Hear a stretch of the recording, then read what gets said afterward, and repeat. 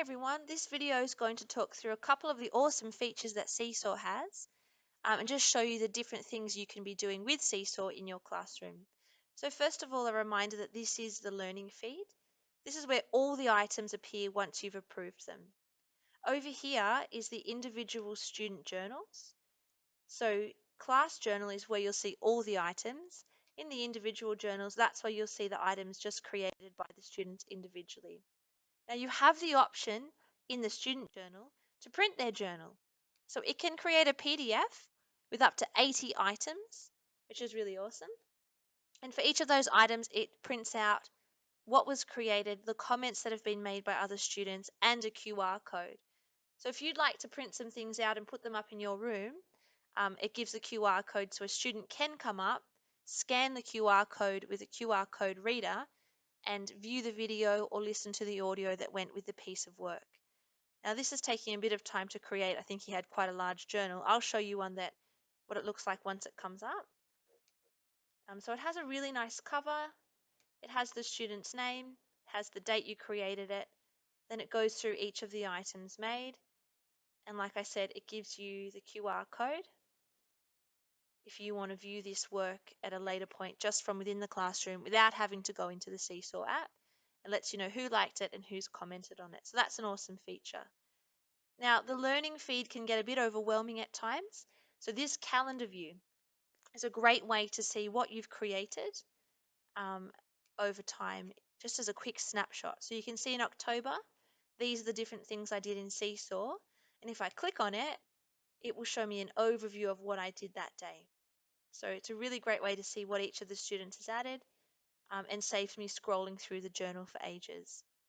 Now on the side here, by clicking on my name, it takes me to my settings, but it also takes me to the different SeeSaw classrooms that I have. So you can have more than one.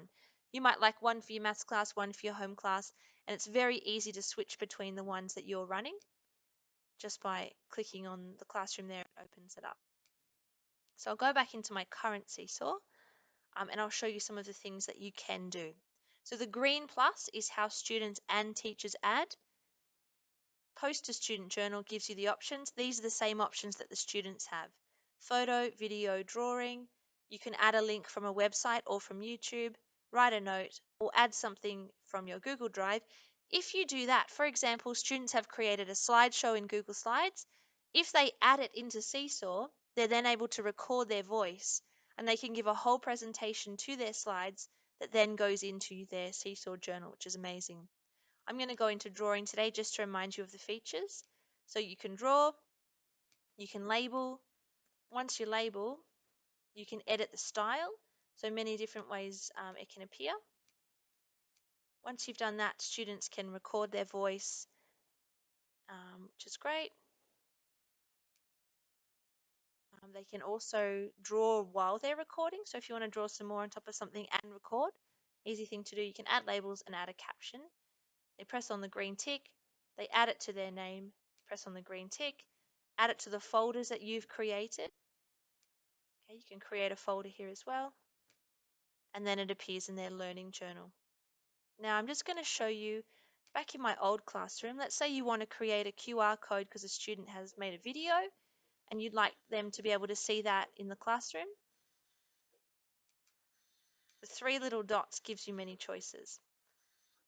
Three little dots, create QR code. It makes this for you. Just print it out, put it up.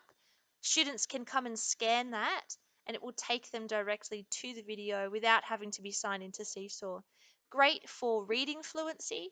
So you can actually get a student to read a book and record their voice. Then they can attach this QR code here to the front of the book they were reading. So then it becomes a story read by a student and another student can follow along in the actual book. So that's a great thing there. Another feature is templates. So I'm going to go back into my last year's class. I'm going to go to the journal. Now I'm going to go all the way back to August last year because I've got one there which was great. So this clock template here, I posted to the student journal and it was just a photo that I saved from Google Images. I then got the students, again the three dots, they tapped on copy and edit. So it gave them their own copy of this photo here or this image. that they were able to draw on, they were able to label, and they were able to record their voices with. So I'll show you what they did. That's not a great example. I'll pick this one here. So this student labeled with digital time, they put the hands on the analog clock. And I was able to see very quickly if they understood the relationship between the two and if they understood how to tell time and show time on the different clocks. So you can see that each of the students did it in their own way. And very quickly, as these were flooding in, I knew who I needed to go and target and who to help. Yep, and that all came from just posting the template that they copied and then edited, which was a whole lot of fun.